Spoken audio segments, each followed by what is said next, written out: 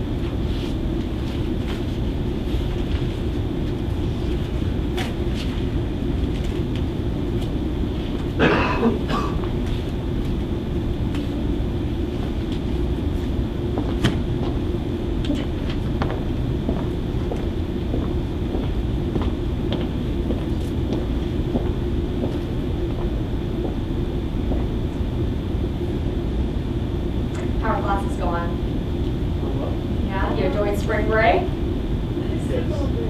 Oh no, back to the grind? But how many weeks of school left? About 6. 6? Yeah. Okay, you're on the final stretch. Are you all graduating this May? You are? Yeah. But, I'll be graduating next December. Okay. So.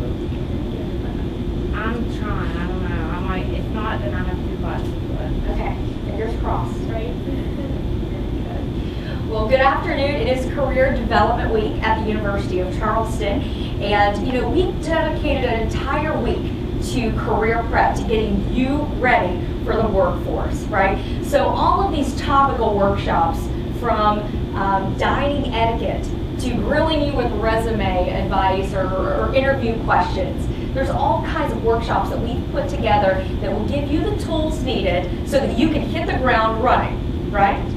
And today I get to talk about one of my favorite things, and that's people and building relationships. And I want to have 3 goals today, 3 things I want to accomplish.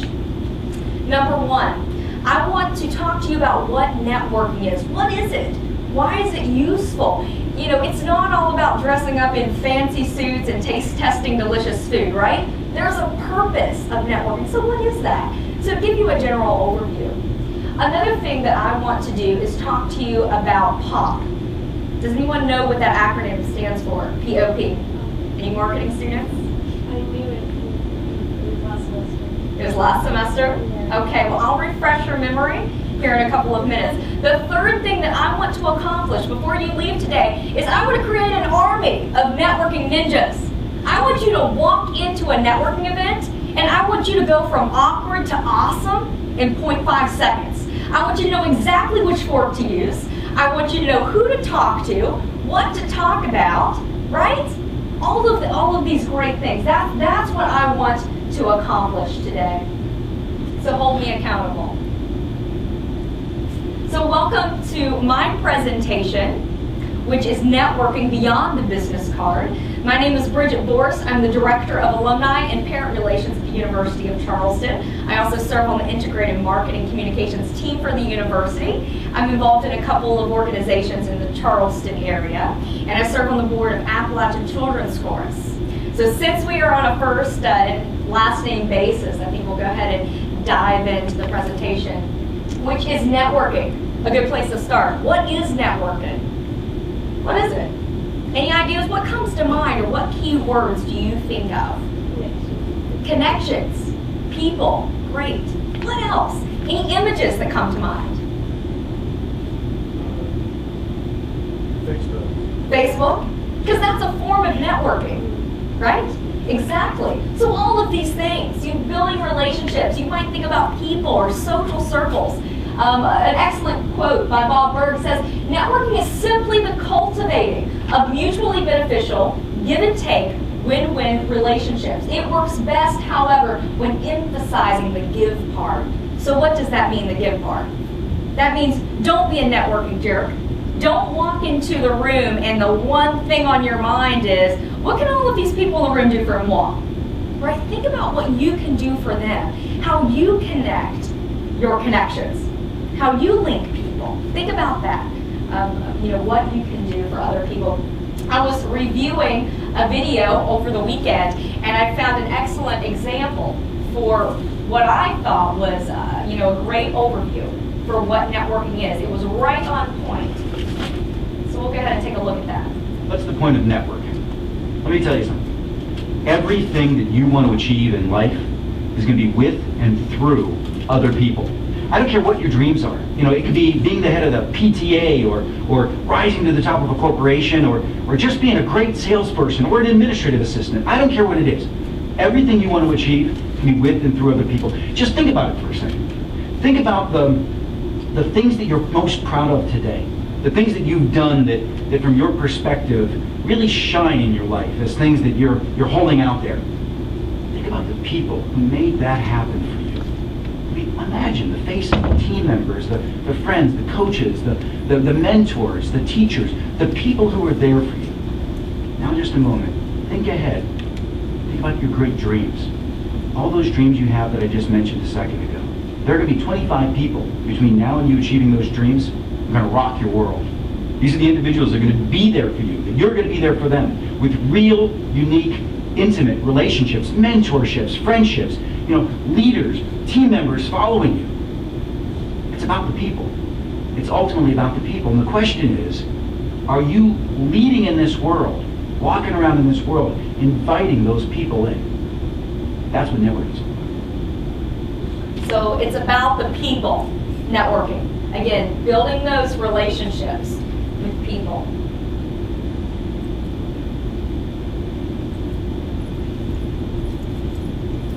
We're going to go into what I call the 10 commandments of networking. All right? The first commandment, thou shalt not leave the house without business cards, right? Because you never know when there's an opportunity to do business. You may be at the coffee shop on Saturday morning. You happen to run into the vice president of an accounting firm, and you are an accounting major, and it just so happens that this vice president is hiring soon. And he says, hey, I'm hiring. I've got a few positions open. Do you have any contact information? So it's important that you don't leave the house or the apartment or the dorm room without your business card. And some folks say, Bridgette, what if I don't have a job? Well, then you put your first and last name, and you put your major, and you put your email address and your phone number, just contact information, so that that's readily available if the opportunity presents itself. Number 2. Be on time. Be on time. I think back, to when high school or college, I was there at one time, I promise. And it was cool at one point in my life to be fashionably late.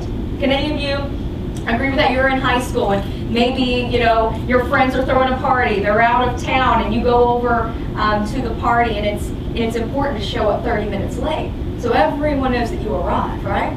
Or in college, so you're planning your evening, strategically planning it downtown. So you're going to leave the dorm room, right, at 11:30. So just so that you'll get downtown at 10:40. Find a parking space about 1:45, and then walk in close to midnight, right? Because it's important to be fashionably late. Let me tell you something, folks. You've got a 5-year window where fashionably late is cool, and that's 17 to 22.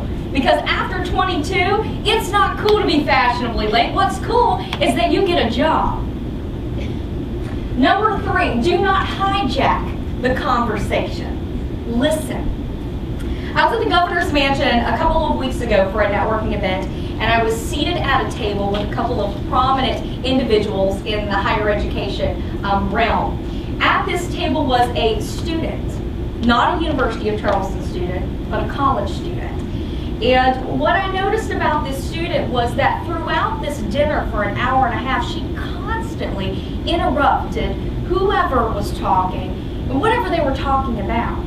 Now, was she a good girl? She was a great girl, very smart, very intelligent, probably why she was invited to begin with to this event. The problem was is what she was saying and the why she kept interrupting, it wasn't relevant to the conversation at hand. But I know why she did it, because she wanted to impress the people at the table, these future employers.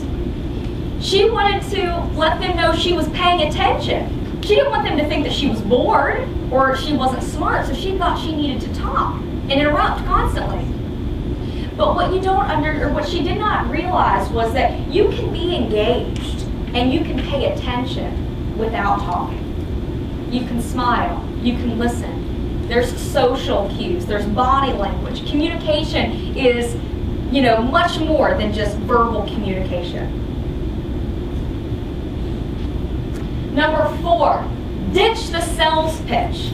What does that mean, ditch the sales pitch? When we're at these networking events, don't go in within the first few minutes of meeting someone and make the hard sell, make the hard ask right up front. Because you're cultivating, you're building relationships. For instance, guys, okay? You meet a young lady and she tickles your fancy, all right? And so what do? You go up to the girl and you ask her name. She says Bridgette. Well, you learn about Bridgette. What does Bridgette like? What does she like? What does she not like? What are her interests? You learn that Bridgette's favorite food is Italian food. Okay, so what's the next step? You know her name. You know what she likes. What do? Do you ask her out to dinner, maybe? Maybe. You might ask her out to dinner and she could say yes. Maybe. Same thing in business. You don't make the hard ask up front. You don't pop in and ask the girl to marry you, right? No, there's a process of relationship building. So you don't go in and make the hard ask within the first few minutes, because chances are, like the girl, like Bridgette, she may say no. Okay? So be mindful of your sales pitch as you're building and nurturing these business relationships. Number 5, do your homework. That means get prepared. Is there someone that is going to be at the networking event that you want to meet, that you don't know already? Do one of your acquaintances already have a relationship with that person, and could they introduce you to that person? What are your objectives of the night? Something you want to accomplish? Or, for example, do you have a friend who's interested in getting volunteer experience, and you just so happen to have another contact who's recruiting volunteers for an upcoming project? Can you help them get connected? Number 6, dress for the job you want. Dress for the job you want, not the job that you have. And I have a story about a University of Charleston student who was here several years ago. And she was a broadcast journalism major, and she was 18. And she got an internship at WCHS TV. She loved journalism. She was passionate about telling stories and being the liaison between news and information and the public. She loved that. She made good grades, good grades, and she was pretty motivated. She liked fashion. She was a little bit trendy. At 18, I can remember she was pretty color coordinated, so almost to the point of being tacky. So if you have the purple headband, it's the purple nails and the purple eyeshadow and the purple tights and the purple from head to toe. So, girl, 18, pretty motivated, career-driven, trendy. That's the profile type. She had this internship. And she walked into her internship one day in the newsroom at WCHS, and she was wearing a hot pink mushroom cap. She had some big chunky hot pink jewelry on and matching shoes. And she had a blouse that was also pink. Believe it. Okay. And on that blouse were printed high heels and a lipstick prints. It was the design in the shirt. Now, was it provocative? No, not by any means. And was it underdressed? No, she didn't come to work in sweatpants and a hoodie. She was just trendy. She liked fashion. It was 18, 18, think back. And so she walks into the newsroom with this hot pink ensemble.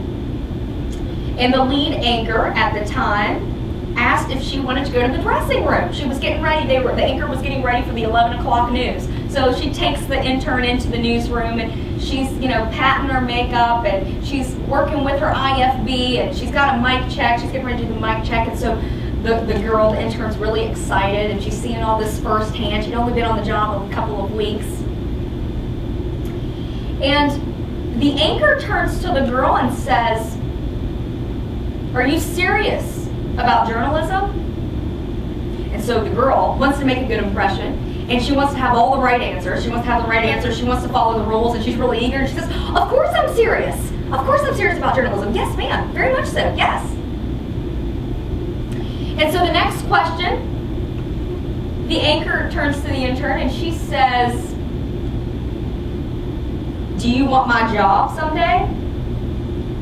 Now, I don't know if any of you have ever been grilled by a reporter, but let me tell you what, sometimes it is scary.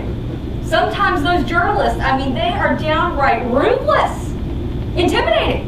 So here this 18-year-old girl, and the anchor says, "Do you want my job someday?" And she doesn't know what to answer, is it right or wrong? So she gets her thoughts together for a few minutes, and finally she stumbles towards an answer and says, "Well, no, ma'am, I want you to keep your job, but, I would, if there's an opening, yes, of course, I would like to work here someday, but no, I want you to keep your job." So the anchor turns to the girl, poker face, and says to her,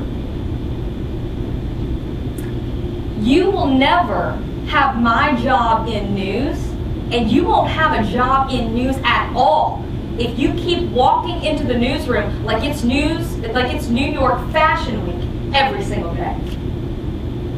So what's the moral of the story, right? So the girl, like I said, was dressed from head to toe, and she had the color coordination going on. And was it inappropriate? It wasn't provocative or revealing. It wasn't a short skirt or anything, but was it appropriate for the internship? There's a difference between dressing up and going out with your girlfriends and going to the movies than dressing up and going to a job interview or dressing up and going to an internship.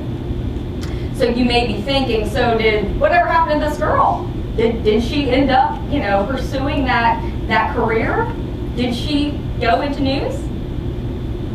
Yeah, I was a TV news reporter, and yeah, I went and did that, but I'll tell you what, I never ever wore that lipstick, high heel, printed blouse again in a newsroom, ever.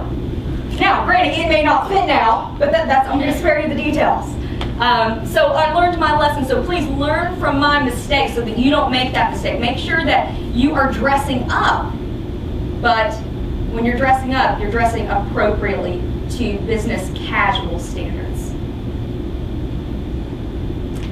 Do not underestimate the power of a thank you card. Let people know that you appreciate, that you recognize that they've gone out of their way for you, and they didn't have to, but they did. Recognize that. 8, do not burn bridges.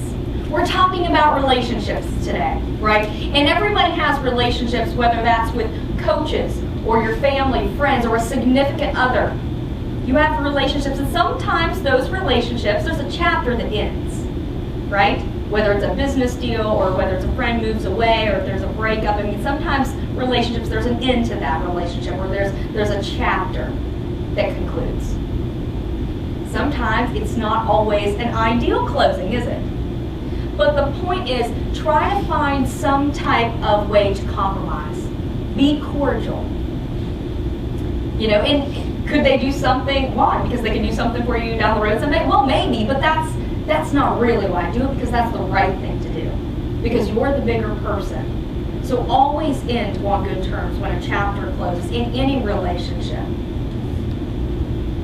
Number 9, it is all not about you. It's not about you. Do not be that networking jerk that I referred to earlier. Going into the room and having one thing at the top of your mind. What can everybody in this room do for me?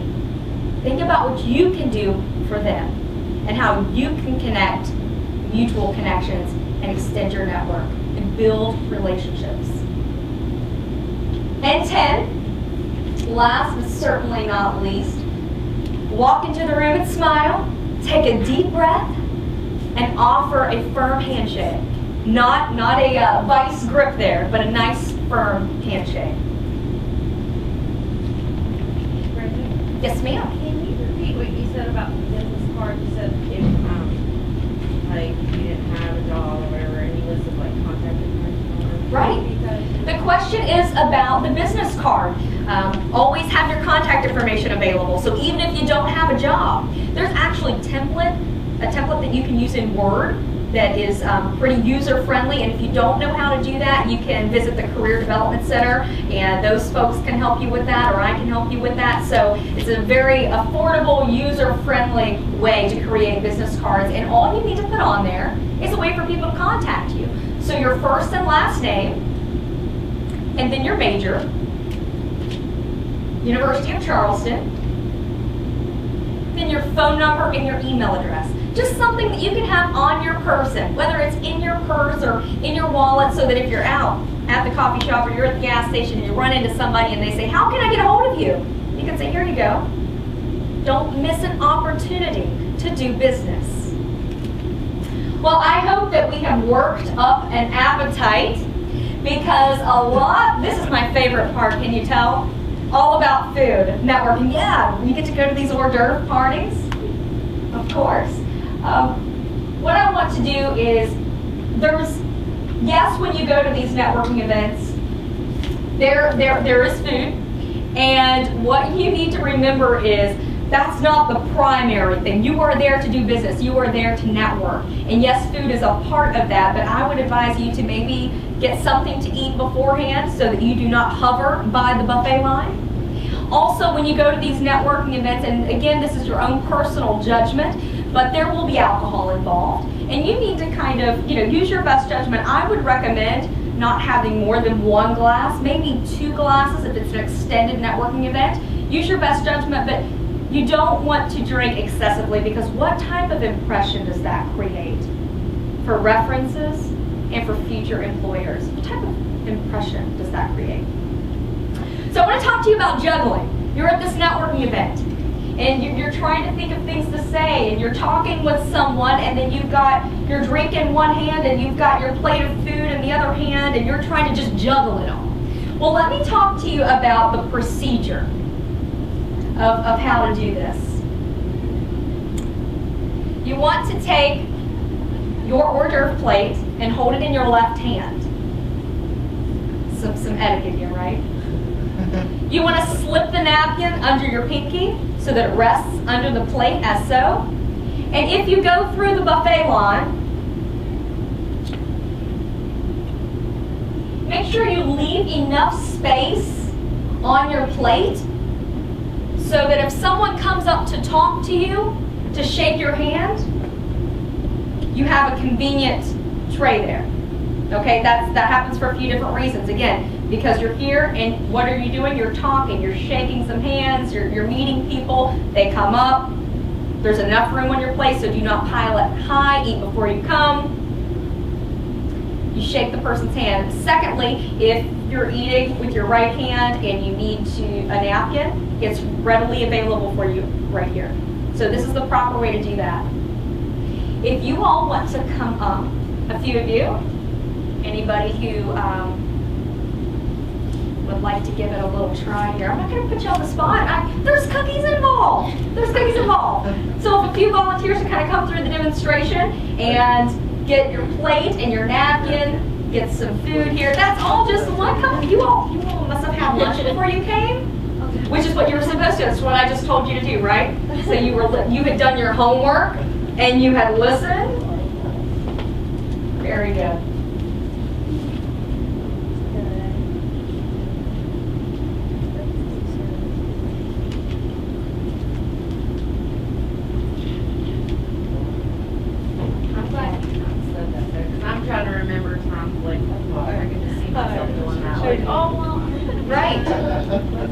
part of networking. Yeah, you have to juggle. And then you're trying to think of what to say, and it's a new person. And It's a very good handshake. oh, wonderful. Well, if you all actually want to stand up here for a second, my two volunteers who were not shy. Okay, so this is the part where I'm going to teach you to get awkward to awesome in 0.5 seconds. Got it?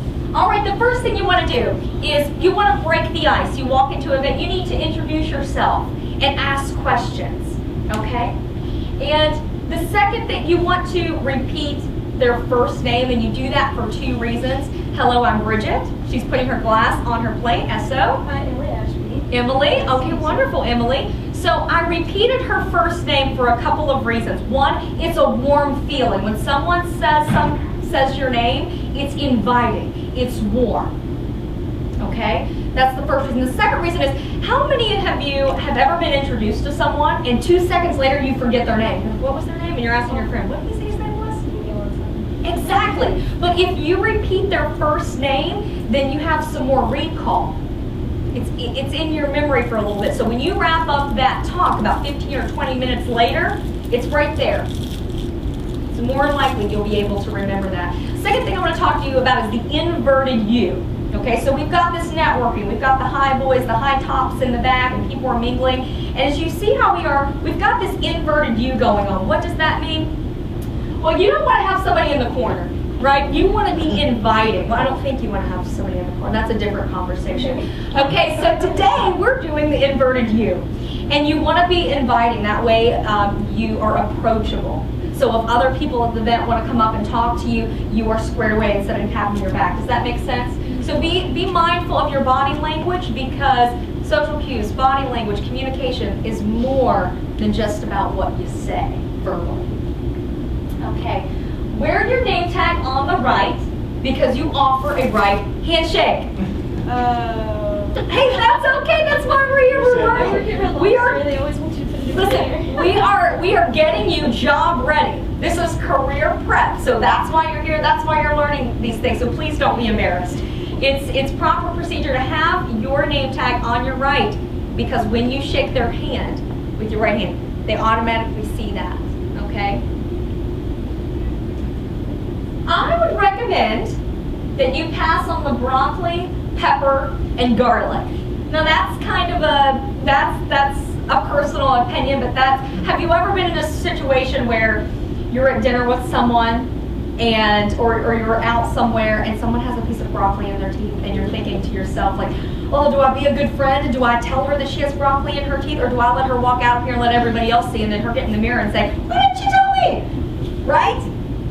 Okay, so you may want to avoid those items if you can. Just personal preference. Do not leave the house without your business cards, ever. There's a reason why I'm reiterating this, because you never miss an opportunity to do business. So don't leave home without those business cards. The last thing on the list is current events. Noah, and you all can go ahead and sit down. Thank you so much. Current events. You need to know current events if you are networking. Why? Does anyone know why?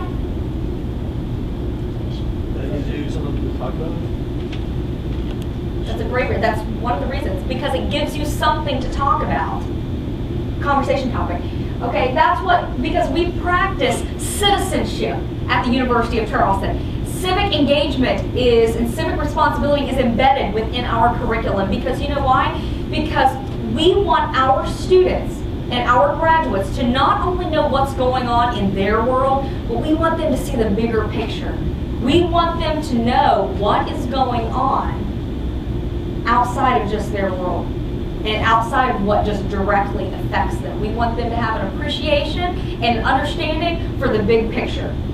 So when you have something to talk about, you just met someone, oh, did you see that the Charleston Area Alliance is hosting the Small Business After Hours? Isn't that great? Or College Summit is doing wonderful things in the community. They're getting all kinds of students, high school students, ready for college and making some great headway. News stories or current events. Know your current events. Master juggling, which is kind of what we had just gone over between the drink and the food and the conversation and just trying to juggle it all. Which leads us into our next area. And what I want to talk about is social networking. Because social networking is part of networking now, and it's very, very real. So, POP, does that look familiar? Now, the acronym, Professional Online Presence. Professional Online Presence. Your POP is your brand. It's your image. It's your reputation out in social space. Reputation is your character as seen or judged by other people. It's your brand. I always remind students, I was giving a presentation on social media a couple months ago, and I explained to another group, I said, the wall has ears. The Facebook, right? Facebook wall has ears. And you want to make sure that you keep private conversations private, which I think most of college students sometimes, I think you are grade students and you probably do that for the most part. However, what I see is sometimes people, before they publish on Facebook or Twitter, YouTube, LinkedIn, Reddit, etc., all of these different social media sites, they don't ask themselves before they publish, is this appropriate for all of my audiences? Because you have different social circles on these sites, right? You might have your parents' friends, or your next door neighbors and church acquaintances. You may have your coworkers or your potential employer, your current boss, your close-knit group of friends. Okay? So before you publish, ask yourself, is this appropriate to all of these different audiences in mixed company? So I think that here's an example, actually I stole from my own personal pages, but this is the motto I live by. I've got Twitter and LinkedIn linked up as examples right now, but this is what I live by. Don't say anything online that you wouldn't want plastered on a billboard with your face on it, because anybody can see it. Everyone on Facebook and Twitter, all these sites, they have a microphone. That's a double-edged sword, right? Social media. Social media gives everyone a microphone, and they can broadcast your business. So don't say anything online that you wouldn't want plastered on a billboard with your face on it. I think that some of this is obvious. You don't, in terms of your professional online presence, you don't want illegal activities posted or published on your sites, and you don't want photos of excessive drinking on your sites. That's kind of obvious, but let's talk about those gray areas. For example, you have a photo that you published on Facebook and you're kissing your boyfriend. Is that against the law? No, that's not against the law, but do you want your future employer to see you kissing your boyfriend? Probably not. Let's keep it classy, folks. Probably not. All right, now what if, are you that person that only posts when they're sick? Or are you that person that only rants about politics? Or that person that only talks about being trashed? Now maybe you only get trashed once every 2 months. I'm not advocating, I'm just saying. Perhaps you only get trashed every 2 months, but it just so happens that's the only time you post is about being trashed every couple of months. What type of impression do you think that creates to the rest of the world?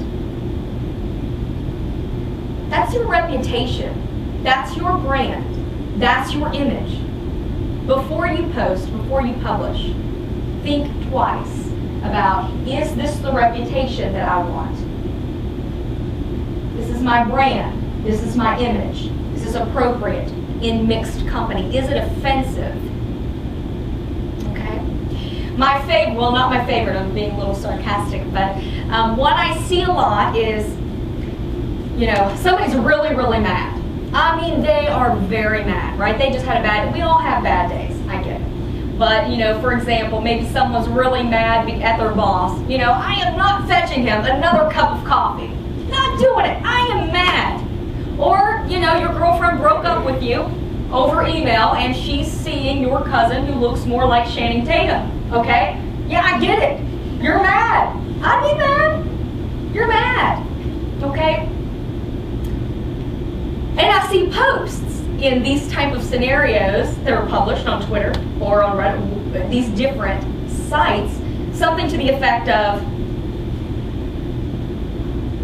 I hope you die, I hate your guts, and you know who you are. Well, guess what? That person probably in a roundabout way got the memo, whether they directly got it that day or a couple days later, or whether one of your mutual friends passed the memo down the line. Chances are, yeah, that person saw it, okay? But so did everyone else, loud and clear. If you have confrontation with somebody, or if you're really mad, let's not be passive aggressive. That's not the professional thing to do. Please pick up the phone, I encourage you, and talk with that person in a private conversation. Send them a private inbox message. Send them a text message, because think about what you just did. Did you get your point across? Do they know that you're mad? Yep, chances are they already knew you were mad anyways. But think about the damage and the risk that you did by involving everybody else, and now everyone else thinks, my goodness, that person just flew off the handle, and I wonder what happened. And, right? So you do more damage than good. So more things to think about. Food for thought. The moral of the story is don't share TMI, too much information, on Facebook. I remind folks all the time that Facebook, Twitter, these social media sites are not your diary. What you say and what you publish can and will be used against you at some point. Your employers are watching, your potential employers, your current employers, your references. They are watching and they are listening, and they have a good indication about what your professional online presence is. Has everyone heard of the term social police? Marketing communication students, maybe social police? Social police are on duty. Social police are the HR departments. Social police can be the admissions counselors or representatives at a university. So if you're applying for a job, if you're applying to college, these folks actually tune in and they do their research on you. Don't think that they don't look at your Facebook page or they don't check out your LinkedIn. So think about what you have on all of your pages. Think about your professional online presence, and if that means that you need to go home later this afternoon and reevaluate what's on some of these pages, then I encourage you to do that. Better late than never. I encourage you to do that. All right, so reputation. It's all about reputation. All goes into pop. Has anyone Googled themselves? Do you Google yourself? Good. Do that. Do that regularly.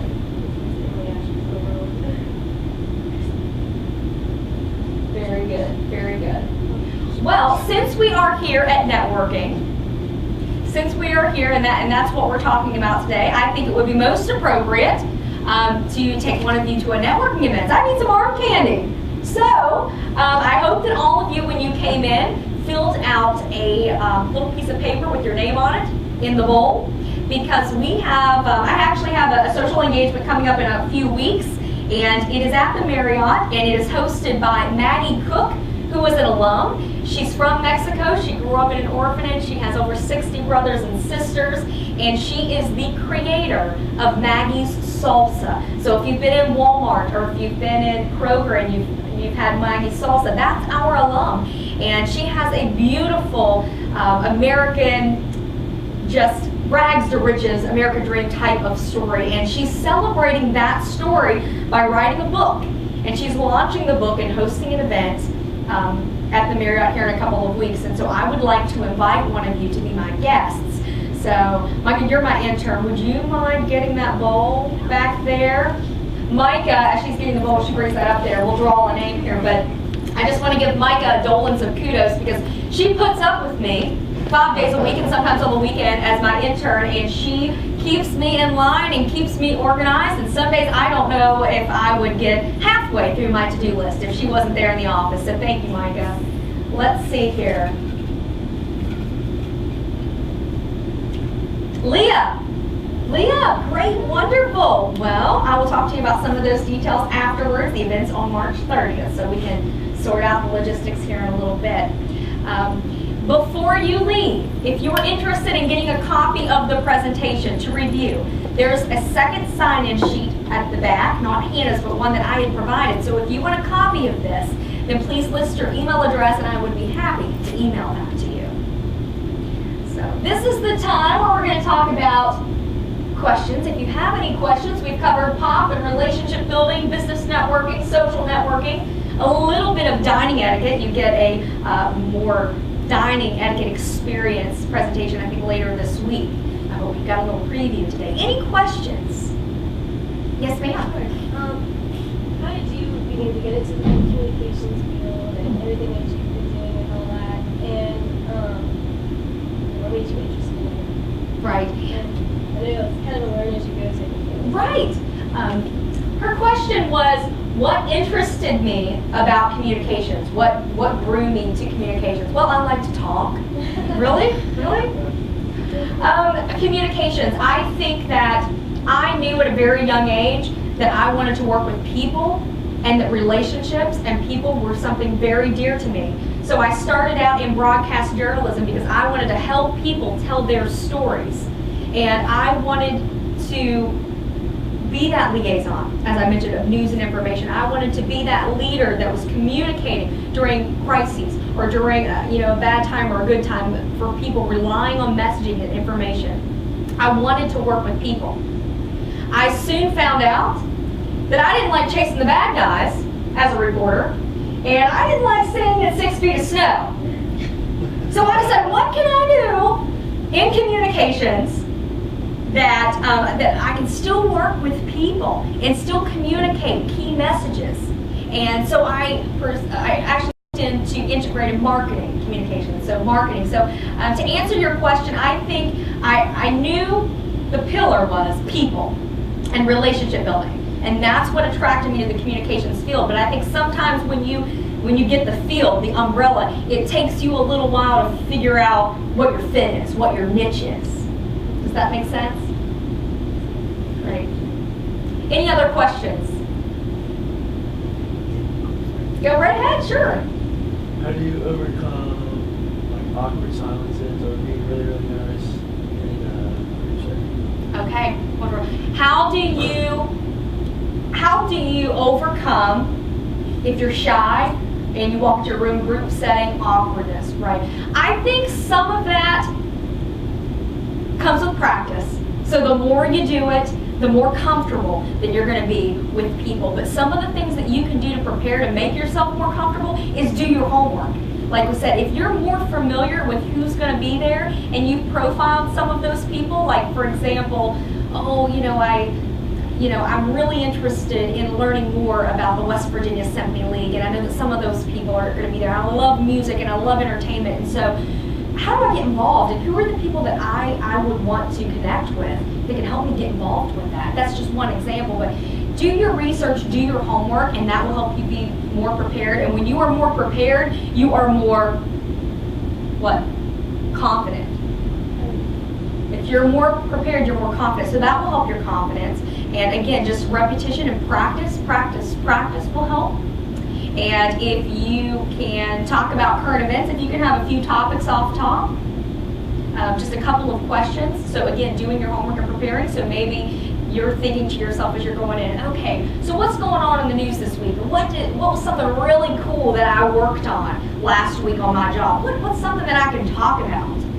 So have those types of questions in mind.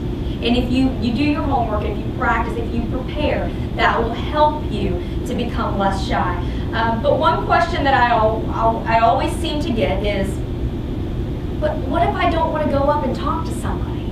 I'm nervous about that. Well, let me ask you something. What's the worst thing that can happen? What are you afraid of if you walk into a networking event and there's all kinds of people there and you don't know a single person and you're thinking, oh my goodness, I have to break the ice. I've got to go up to them. I've got to, my right name tag, okay, hi, my name's Bridgette, what's yours? I got to repeat it. Oh, it's Derek. Hey, Derek, how are you? What are you most afraid of? Shoot. Or what do you think your peers may be? What's so terrifying about that experience, about going up to somebody that you don't know and introducing yourself? Tell me. I know sometimes it can be kind of intimidating because a lot of times, you know, they might be a little bit older, maybe have more, you know, have more experience, and you don't want to come across as inexperienced in them or anything like that.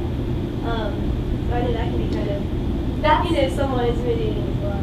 But that's an excellent point. She said that, you know, if you're going up to talking, if you talk to someone and they have more experience, sometimes that's intimidating. Okay? This goes, and this is my best advice for that. I've been there, I'm still there. There's tons of people that are way more experienced than me, and it can be intimidating. But this is what I recommend. Be a listener. Listen to what they're saying, because when you listen, you learn. And when you learn, you get more experienced. And that's the same situation that I was in, like I mentioned it a couple weeks ago when I was at a networking event and the girl was there, and she was a great girl, and she was sitting amongst all these people, and I know she was bright, made great grades, and that's why she was invited, but she kept talking. And she kept interrupting because she didn't want to seem inexperienced. But when she kept talking, and everything she was saying was irrelevant, and she wasn't listening, it became very apparent to the rest of us that she was inexperienced. So my best advice to you is to listen in conversation. They know you're young. They know it's your first or second job. They don't expect you to know it all, so don't act like you know it all. Okay? Very good. Did you have a question? Okay. Did you say earlier that it was fear or rejection? Fear of rejection. That's a big one. Going into a networking event, you don't know anybody. Well, I don't want to go up to them because of rejection. This is my advice. You know, you walk up to somebody, what is the worst thing that can happen? You say, oh, I'm Bridgette, and they turn around and walk away and head for the door. Is that really going to happen? Is that your worst fear? That when you introduce yourself, they're going to hit the door? They're going to head for it. No, that's not going to happen. Well, if it does happen, which that's never, I don't know of a situation that's happened personally, but if that does happen, that's not the friend you want to make anyways. That's not the connection that you want to make anyways. So if that person isn't receptive to you, or if they're mean people suck, by the way. So if they're mean to you, put on some thick skin and make a new friend, because you don't need that kind of friend. Make sense? Capiche? I'm learning Italian today. I'm speaking capiche? Very good. What are other questions? Any comments about social media or people or building relationships or something that you're working on right now? No? If you have any questions or if I can be of any help to you, now or in the future, please let me know. Again, if you would like a copy of the presentation, please sign in the back. Thank you for attending. Welcome to the workshop, and thank you for sitting in for Networking Beyond the Business Card. Good luck in your career endeavors. It's an exciting time. You're getting a lot of career prep this week that's going to get you job ready so that you can land that job. And so that our placement report rates stay up, right? Very good. That real world experience. Wonderful. Thank you for coming today. Again, good luck. Make sure you fill out the surveys that I gave you in the beginning and just hand those in as you